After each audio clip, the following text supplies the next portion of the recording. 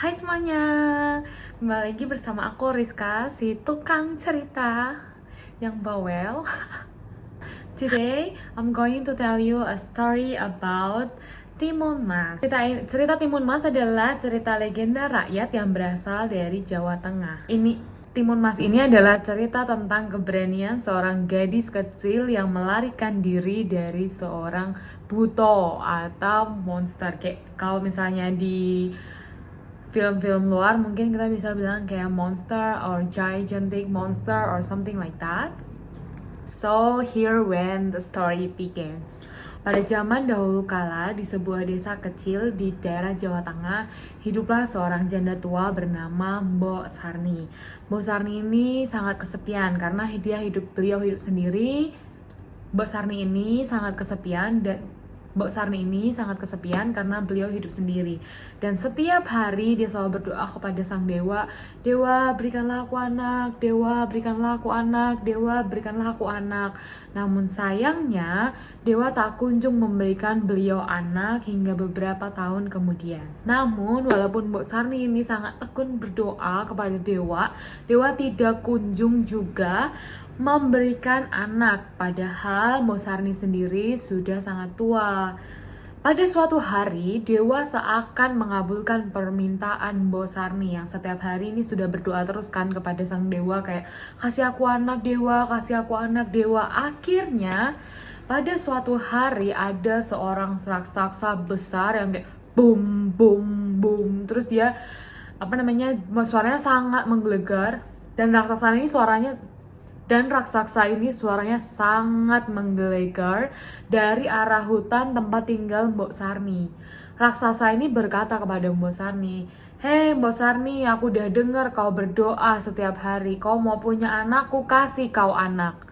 Tapi dengan satu syarat, nanti kalau anak ini umurnya udah 17 tahun, kamu harus kembalikan dia kepadaku untuk menjadi santapanku."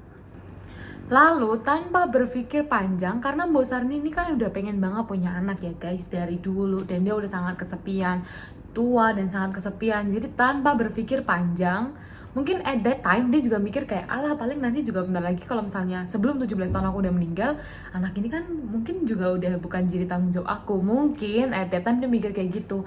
Atau mungkin juga karena dia udah sangat desperate pengen banget punya anak, dia nggak berpikir lagi apakah efeknya nanti dia akan sangat kehilangan anak ini gitu. Kalau misalnya anaknya udah dirawat sepenuh hati sama 17 tahun, tiba-tiba diambil sama seorang monster ya kan. Nah, si Mbok Sarni ini tanpa berpikir cepat, dia langsung mengiyakan si monster ini. Dia bilang, "Oke, baiklah, aku akan merawat anak ini dan akan mengembalikannya kepadamu ketika anak gadis ini sudah berusia 17 tahun." Nah, setelah Mbok Sarni ini mengiyakan persyaratan dari sang raksasa tersebut memberikan sebuah benih timun. Kemudian dia berkata kepada Mbok Sarni, "Mbok Sarni, kalau kamu mau benar-benar punya anak, kau tanam ini biji timun di rumahmu, lalu kalau sudah berbuah, silahkan dibelah dan kau akan mendapatkan anakmu." Actually, it's a little bit doesn't make sense di era zaman kita hidup sekarang ya guys. Karena kalau di era hidup kita zaman sekarang, karena kalau di era zaman kita hidup sekarang, gak mungkin kan dapat bayi dari timun. Dapat bayi ya kalau ada lelaki dan perempuan yang berhubungan dan kemudian melahirkan anak, betul nggak? Apalagi Mbok Sarni ini sudah tua, sangat impossible dan tidak masuk akal kalau Mbok Sarni ini bisa punya anak. Sehingga sang raksasa ini memberinya sebuah biji timun yang kemudian ditanam. Dan setelah Mbok Sarni melakukan apa yang raksasa ini katakan kepadanya, benar guys, terjadi. Mbok Sarni menemui seorang bayi kecil di dalam biji timun yang sudah berbuah tersebut.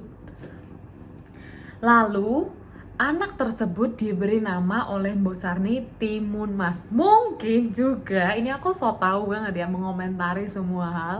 Mungkin dikasih nama Timun Mas karena berasal dari timun. Dan biji timun yang dikasih sama raksasa itu memang warnanya berwarna emas. Jadi Timun Mas ini adalah bayi perempuan yang keluar atau yang lahir di dalam sebuah timun. I know it doesn't make sense, but legend is a legend, myth is a myth. Ini legenda tanah Jawa ya guys. Jadi tolong jangan cuma berpikir logisnya. Timun Mas ini akhirnya tumbuh menjadi gadis yang sangat riang, sangat baik, cantik, rajin bantu Mbok Sarni. Kayak mereka selalu melewatkan hari-harinya bersama. Tapi di balik kebahagiaan itu, Mbok Sarni tentu saja tetap teringat janjinya kepada sang raksasa untuk memberikan anak ini apabila dia sudah berusia 17 tahun.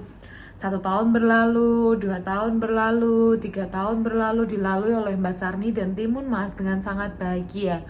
Tanpa Timun Mas tahu bahwa di usianya yang ke-17 tahun nanti dia akan dikorbankan menjadi santapan sang monster atau sang raksasa yang mengabulkan permintaan Mbok Sarni untuk memiliki anak. Lalu benar saja ketika Timun Mas ini berusia 17 tahun, tepat di hari ulang tahunnya yang ke-17, raksasa tersebut datang ke rumah Mbok Sarni dan menagih janjinya kepada Mbok Sarni. Mbok Sarni, kau dulu janji sama aku kalau misalnya Timun Mas ini yang aku kasih ke kamu sudah berusia 17 tahun, kamu akan kasih dia sama aku buat jadi santapan makanku. Nggak tahu makan pagi, makan siang, atau makan malam. Jadi Mbok Sarni kemudian menangis kayak, tolong jangan ambil anakku, tolong jangan ambil anakku, kayak kasih aku kesempatan sekali ini saja, kayak ini anak yang udah aku minta bertahun-tahun, akhirnya aku dapat, jangan diambil. Tapi raksasanya bilang kayak, nggak bisa, janji adalah janji, dan kau janji akan besarin anak ini untuk jadi santapanku di usia yang ke-17 tahunnya. Jadi kesini anaknya sekarang, bawa sini anaknya, buat aku makan, gitu. Lalu karena Mbok Sarni ini masih berusaha mengulur waktu, dia bilang sama si raksasa ini, oke, aku akan kasih anakku sama kamu, tapi izinkan aku mempersiapkan anakku untuk menjadi santapan yang enak buat kamu. Kasih aku waktu beberapa hari supaya aku bisa mempersiapkan anakku dengan baik, jadi dia akan sangat lezat ketika kau makan. Terus raksasanya denger kan senang, wah dia mau siap-siapin nih anaknya biar bisa jadi santapan yang lebih enak gitu kan. Jadi dia bilang, oke, tapi jangan sampai kau tipu aku, jangan sampai kau kabur sama anakmu. Si raksasa ini ngomong kayak gitu. Jadi si raksasa ini ngomong kayak, oke. Akhirnya si raksasa ini menyetujui dan bilang, oke, tapi besok aku akan kembali lagi ke sini dan mengambil Timun Mas milikku. Setelah raksasa itu pergi, Mbok Sarni kemudian langsung berpikir keras, gimana ya caranya supaya aku tetap bisa selamatkan anak perempuanku si Timun Mas ini. Ya sebenarnya berarti Mbok Sarni ini jahat ya, dia janji tapi nggak ditepatin. Ya seperti manusia pada umumnya, suka janji-janji doang tapi nggak ditepatin. Setelah sang raksasa pergi, Mbok Sarni langsung pergi mencari Timun Mas dan kasih Timun Mas kantung berisikan biji timun, garam,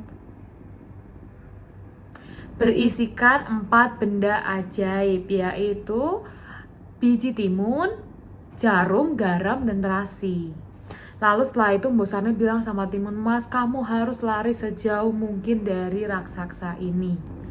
Lalu Timun Mas pun langsung peluk Mbok Sarni dan bilang kayak, aku pasti kembali ibu, aku akan kembali dengan selamat untuk hidup bersama ibu lebih lama.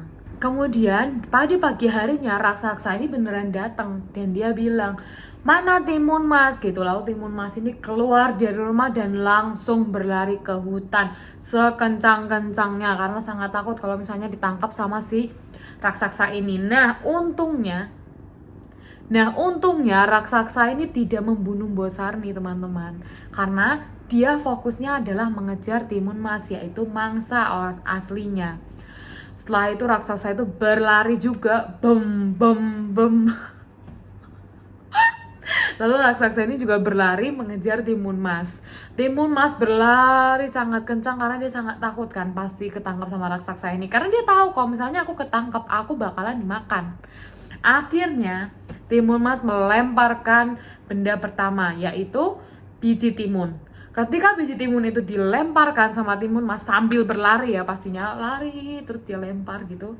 Pas dia lempar, di belakangnya Timun Mas, tempat biji itu mendarat, tumbuhlah berbagai macam timun yang sangat lebat, pohon timun yang sangat lebat, dan kemudian bikin si raksasa ini agak kesulitan, agak terhambat gitu.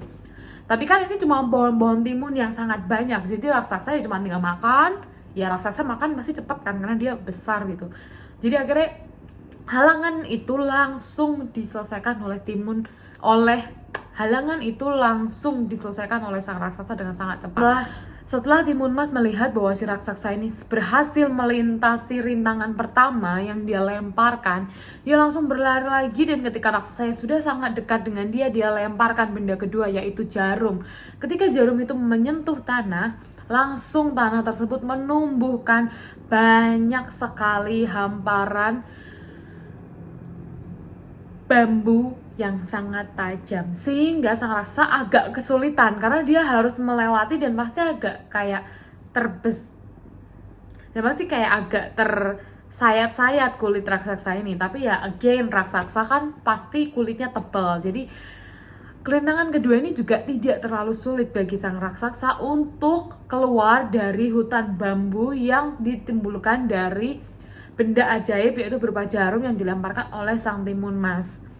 Lalu sambil berlari, Timun Mas tetap berusaha melarikan diri dari raksasa ini. Ketika dia melihat untuk yang kedua kalinya raksasa ini berhasil lolos dari hutan bambu yang dia ciptakan, Timun Mas akhirnya melempar benda ketiga, yaitu garam. Ajaibnya, garam itu berubah menjadi lautan yang membuat sang raksasa harus berenang. Tapi ternyata raksasa ini bisa berenang, jadi tetap raksasanya bisa mengejar Timun Mas. Lalu karena Timun Mas udah sangat panik, dia berdoa sama dewa-dewa, tolong aku, ini yang terakhir. Akhirnya dia lempar terasi, dan kalian tahu terasi ini menjadi apa? Ya, lumpur lapindo. Salah. Terasi ini menjadi lumpur panas. Ya benar ya, lumpur lapindo ya. Jadi lumpur panas yang akhirnya menenggelamkan tubuh sang monster dengan sangat cepat. Lesson learned, kamu gak akan selamat dari lumpur panas meskipun kamu raksasa. Setelah Timun Mas melihat bahwa sang raksasa mati, akhirnya Timun Mas berlari kembali pulang ke rumah untuk menemui Mbak Sarni.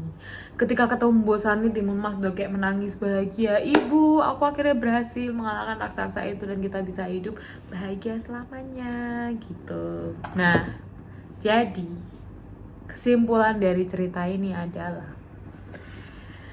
kasih seorang ibu itu, mereka akan melakukan apapun buat anaknya. Walaupun dalam konteks cerita ini itu agak kurang berkenan ya cara melindungi anaknya karena dia berbohong. Tapi dimanapun juga seorang ibu, kebanyakan, aku nggak bisa bilang semua ibu ya, karena banyak juga kasus kriminal yang ibu membunuh anak dan segalanya. Membunuh kayak ada banyak kasus ibu-ibu yang anaknya jadi most of the time, orang yang mengasihi kita, mereka akan mengupayakan segala hal untuk membantu kita mengatasi masalah yang akan kita hadapi.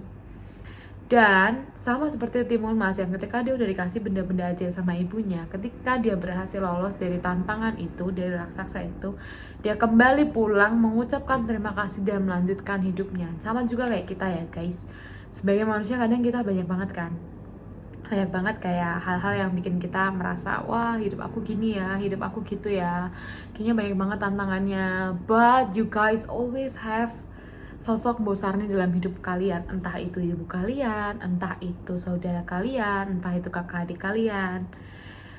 They want nothing tapi kebaikan untuk kalian. Jadi jangan pernah lupakan kebaikan orang-orang di sekitar kalian. Sampai ketemu di cerita legenda rakyat lainnya atau mungkin cerita kriminal. I'm not sure. Sebenarnya aku masih nggak yakin sih aku mau bikin cerita apa di YouTube ini, tapi I hope you guys enjoy the video and see you later.